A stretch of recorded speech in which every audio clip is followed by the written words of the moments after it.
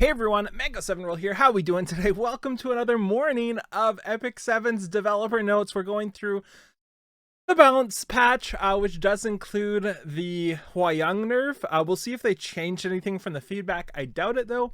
And see what else is in here. As always, I don't read these ahead of time, so this is just completely blind, just experimenting and exploring together and messing everything up. That's kind of the thing. So as for who they're targeting, I have no idea right now. I'm guessing there's two ML5s because there seems to always be two ML5s, and for regular 5 stars, I'd love to see some underused ones. I just like to see some underused heroes that are kind of fun, and maybe some substantial changes that actually make a difference and will feel, like we'll either be able to use them at least for fun, not necessarily to be the best unit in the game, but at least use them, right? So here we go. So first one is Remnant Violet. I'm just going to scroll it up so it's not under my face.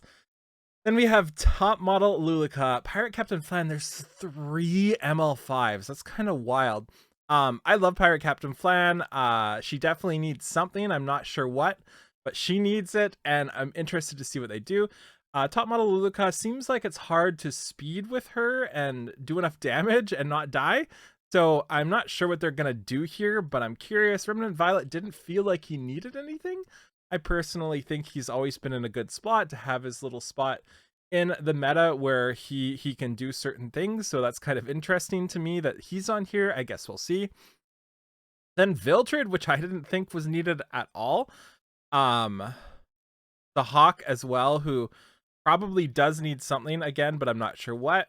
Lulica, Bagcat Armin, and Jenna. Okay, Jenna's one of my all-star favorites. I've got her plus 15. I used her in my Wyvern runs for a while.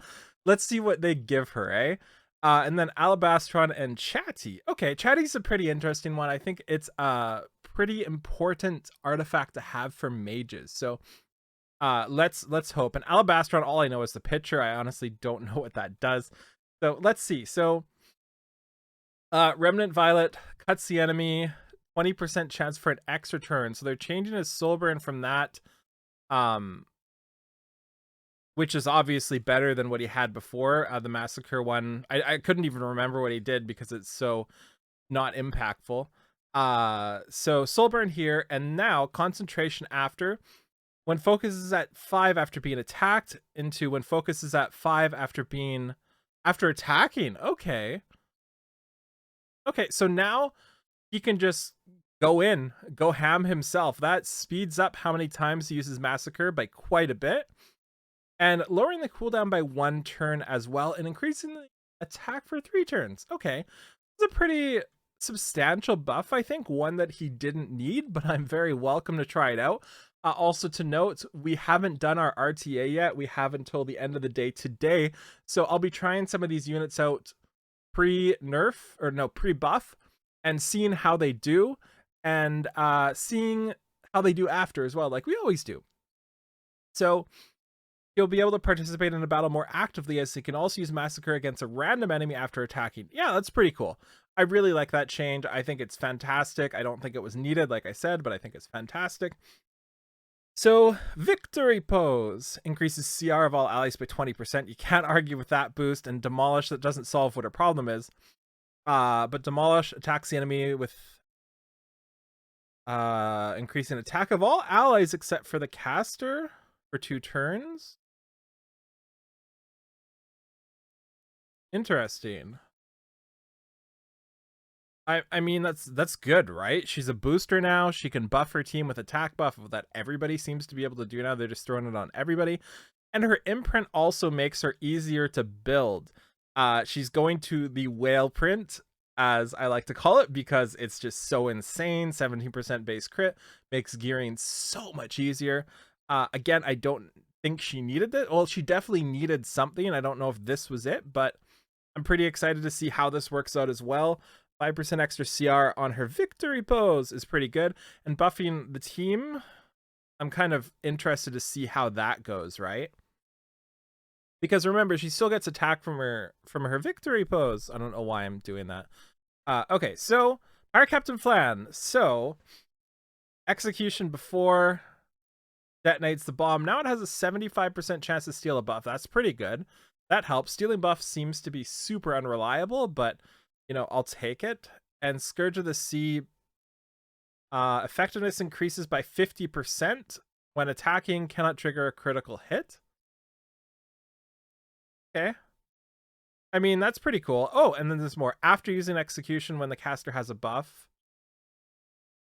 Oh, so it doesn't have to be on her turn. So she can counter or something like that as well, which I guess is a buff. And then it now increases or decreases CR by 30% on her full burst and attack buff for 3 turns. Combat readiness. So that's pretty cool again. Just kind of like marginally increasing everything except for the steel buff, of course, but that's not something you bring her for. Kind of curious how this is gonna go. I don't know if it's enough. Like, it's not really doing much. That 50% effectiveness is massive, though. That is huge. Effectiveness is such a insane stat that's just necessary, and it's so hard to gear for if you also want to gear for other things. Like for her, when I built her recently, I stacked up effectiveness and just did no damage with anything, so I might even still have her built. Interesting. So let's see Vildred here. This is so weird to me. So Sweep, just damage dealt increased, and Dancing Blade, damage dealt increased. What a lazy buff. Out of all the units that needed damage dealt decrease or increase, I don't think it was him, right? There's so many units. Like, this is what you do? So weird to me. You know, I mean, it's obviously going to be better. He's going to do more damage. He's going to do more damage, and he's going to do more damage. So that's a weird one for me. That just seems like such a... Like, if you're going to do a change like this, do more than one, right? Like, have fun with some units. Like, upgrade the attack or damage of somebody who really needs it. Wow. That's a weird one. So, the Hawk's elaborate plan increases combat readiness of the ally by 15% and grants the caster an extra turn. Extra turns are always good. Yeah, extra turns are always good. Interesting. No barrier though, right? But extra turn is extra turn. Huh, okay. I mean, that's a change. These are weird changes today, guys. Lulika, this is another weird one. Increases the chance to decrease defense by 15% up to 100, but that's it? Okay.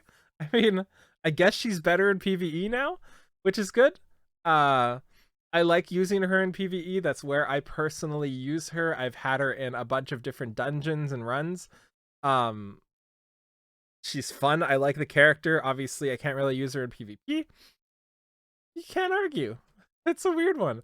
What a weird patch. A lot of non-important stuff. Like stuff that helps, obviously, but nothing super impactful.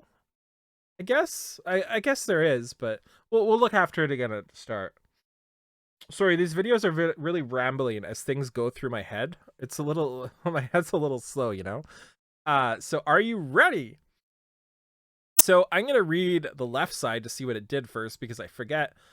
So attacks the enemies with a shield, inflicting injuries, damage dealt proportionate to a max HP, severity of injuries. When used on the caster's turn, are you ready? Changes into an attack that targets all enemies. Okay. So now it provokes, which makes a lot more sense than injuries. Especially with the type of character she is. She feels like she taunts everybody, right? So provoke's good, but 45% chance is pretty low. But then again, it's AoE provoke. And then catch him here. When she's attacked, she's a 50% chance to increase instead of 40%. And when attacked by an enemy inflicted with provoke, effect chance is doubled, so up to 100%. Okay. So that's a good change again. And is this it? Yeah, ha ha ha ha. Provokes for 1 turn, just guaranteed provoke.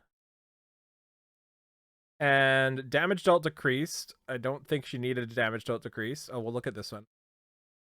2 souls instead of 3 souls, 3 turns instead of 4 turns, and provokes for 2 turns with a soul burn. Fortunately, the provoke is not ignores ER, which is what it really needed, but it is 10 souls, which is pretty low.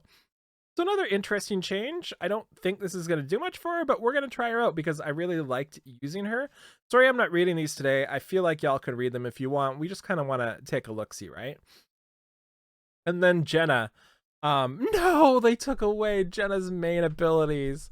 Oh no. Jenna's favorite part for me, she does more damage proportionate to the amount of debuffs on her skill 1, which made her fun to use on a rage set. She could break 100,000 damage sometimes, but they just took that away. That's the one fun thing she had going for. Now she has a negligible chance to stun. And then what does coerce do? So Course did nothing before. Basically, it was just her skill 1. So now it has a 100% chance to decrease buff durations of all enemies and grants immunity to all. I mean, that's definitely better than before. And then Cold Snap decreases defense. Defense down increases are always great. And 100% chance to decrease CR by 20%. Okay. So, you know, I'm a little bit sad.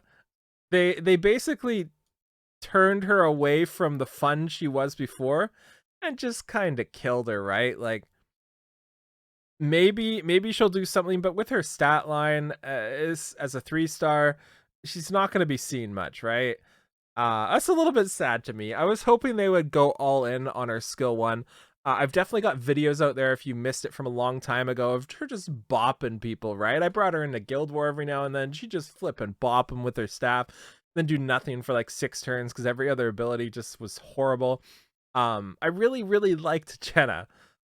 Interesting. So Alabastron, what does this one do? Effectiveness by 35% and 25 to 50% chance to increase speed. Okay, so now what it does, got the same effectiveness, and after attacking with a single attack has a 70% chance to inflict a random debuff. Decrease attack, decrease defense, decrease to speed, or unhealable. That's pretty good. That does change things quite a bit. This is a artifact, is it not? Because Alabastron has a picture of Kisei on it. I think it's a thief artifact. Could be wrong. Chatty here. At the start of the battle, grants a barrier for 2 turns, and after being attacked. Okay, so they just changed that a little bit and increased the barrier strength. So interesting. Yeah, this is kind of what I always wonder. They always say they do these so they can make changes and look at our feedback and act on them, and they feel like they've just never done that. Interesting. So yeah, let me know what you think in the comments down below. Thank you so much for watching. Remember to like, comment, subscribe as always, and I'll talk to you later. Bye everybody.